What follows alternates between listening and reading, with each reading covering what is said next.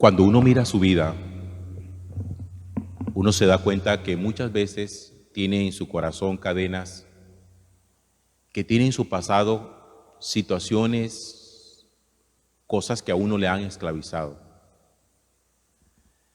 Yo siempre me he puesto a pensar que hay muchas cosas que nosotros no quisiéramos que hubieran pasado en nuestra vida y que a veces hacemos el ejercicio de nostalgia, de pensar si pudiéramos devolver el tiempo o si volviéramos a nacer, qué cosas no haríamos, qué cosas sí haríamos, en qué cosas nos equivocaríamos menos. Y nos damos cuenta que definitivamente sí, nos hemos equivocado y que muchas de esas equivocaciones nuestras han tenido consecuencias hasta el día de hoy, hasta el presente, y que estamos pagando y que se nos está pasando factura, aún hoy, de cosas que pasaron hace muchos años atrás. Cuando uno empieza a caminar en el Señor, uno se da dando cuenta y uno va descubriendo al Señor como un liberador, como un libertador. Y entonces en ese caminar le pide uno al Señor que lo libere de esa esclavitud. Que así como los hebreos tenían un faraón que los esclavizaba en Egipto, nosotros también tenemos un faraón que de cuando en cuando se levanta y que quiere perseguirnos para hacernos volver a situaciones esclavizantes del pasado. El faraón de nuestras esclavitudes con frecuencia se levanta para hacernos caer. Y normalmente ese rostro del faraón de nuestras esclavitudes, ¿cómo viene representado? Viene representado a través de las nostalgias. Cuando nos ponemos a pensar en cosas a lo mejor buenas, ahí sí, buenas, que vivimos hace años y que uno quisiera revivirlas. Mire, yo tengo de esos muchos ejemplos. Voy a presentarle solamente uno. Usted se casó y resulta que su matrimonio no es tan idílico como usted lo pensó. Y entonces se acuerda de ese noviecito que tuvo cuando estaba en el bachillerato, cuyo noviazgo era todo bonito, todo romántico, con carticas y noticas y etcétera. Y usted se pone a comparar el marido o la esposa que tiene hoy y piensa que esa persona no le da la talla al noviecito que tuvo cuando estaba en bachillerato. Y entonces se pregunta dónde estará, qué estará haciendo.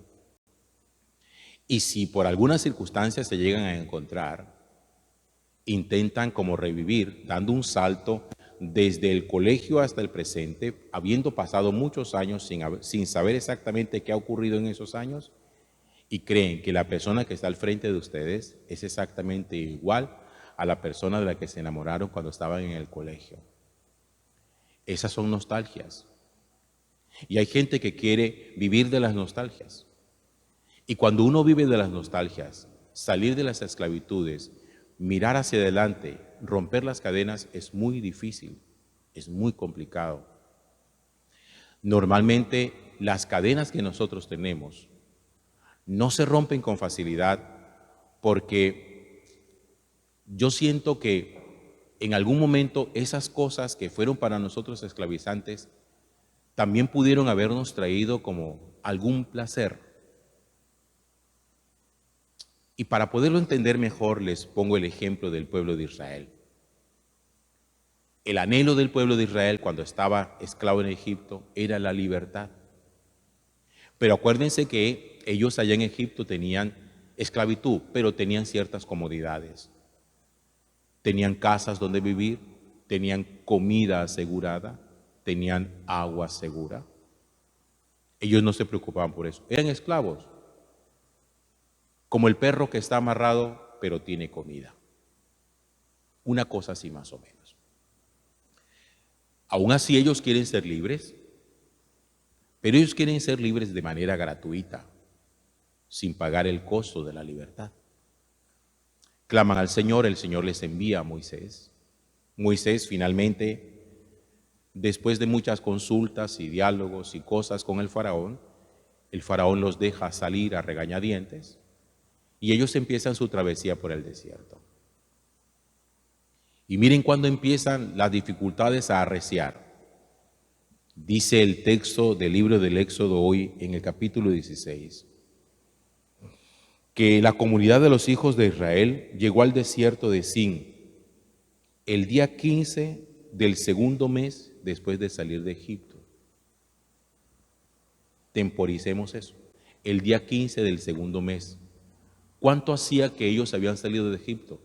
Mes y medio.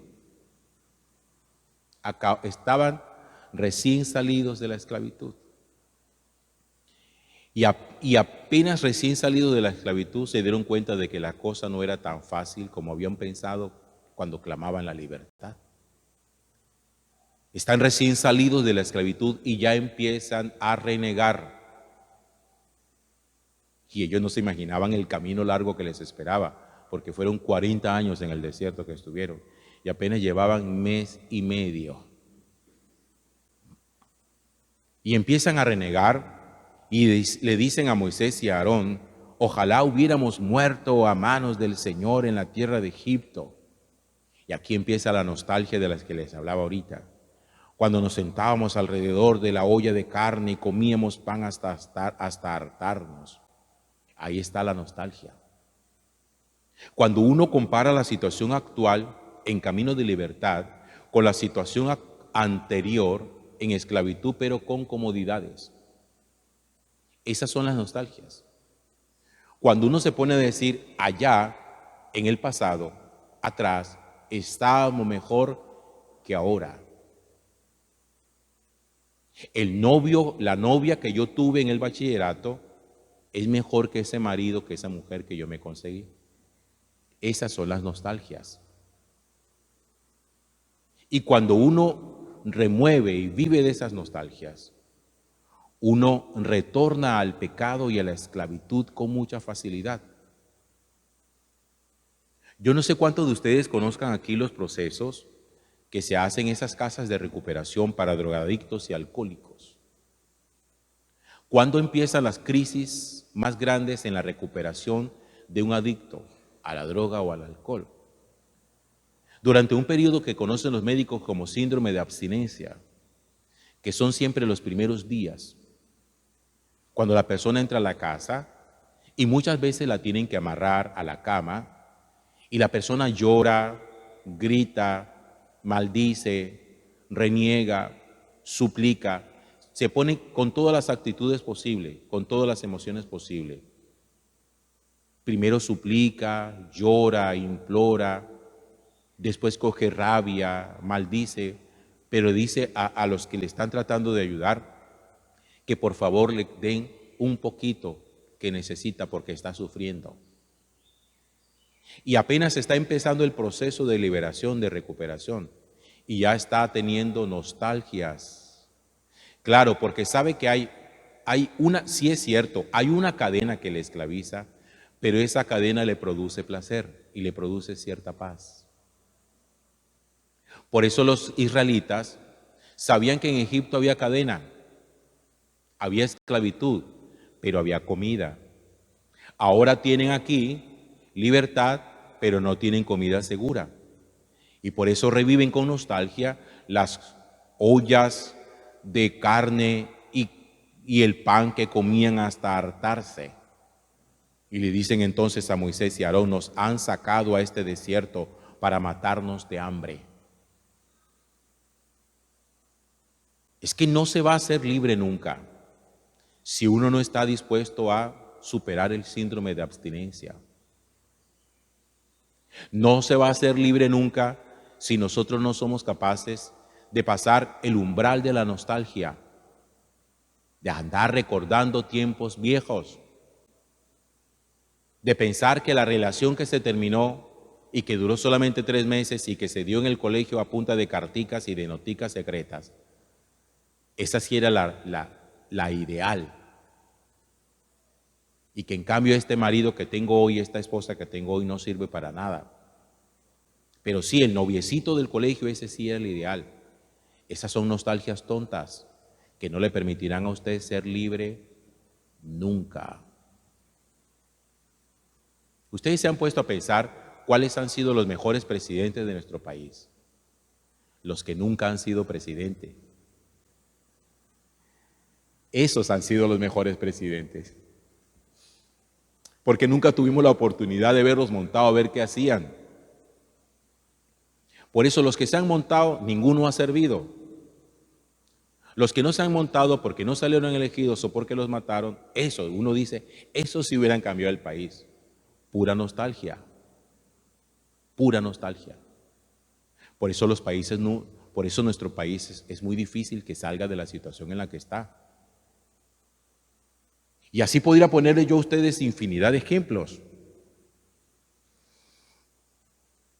Y acuérdense que estos procesos de liberación muchas veces son largos, que es lo que la gente no quiere. La gente quiere procesos de liberación instantáneo.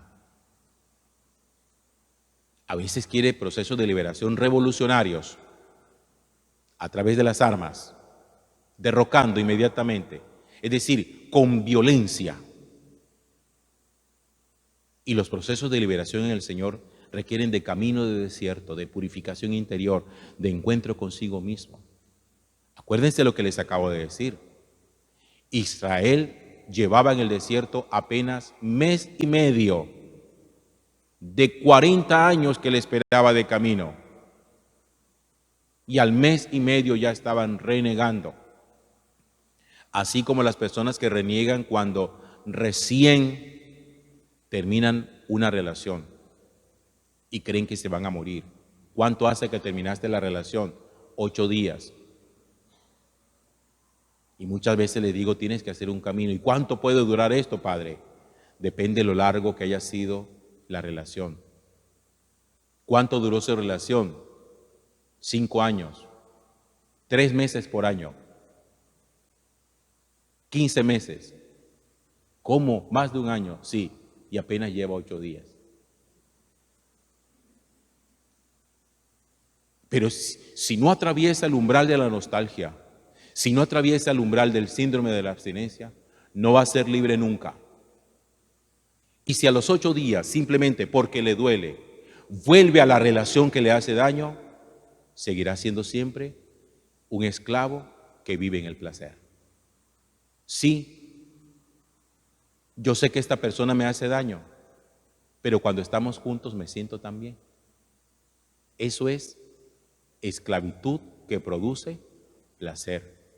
Como el que consume droga, se siente placentero, se siente plácido, pero sabe que es un esclavo. Gloria al Padre, y al Hijo, y al Espíritu Santo. Como era en un principio, ahora y siempre, por los siglos de los siglos. Amén.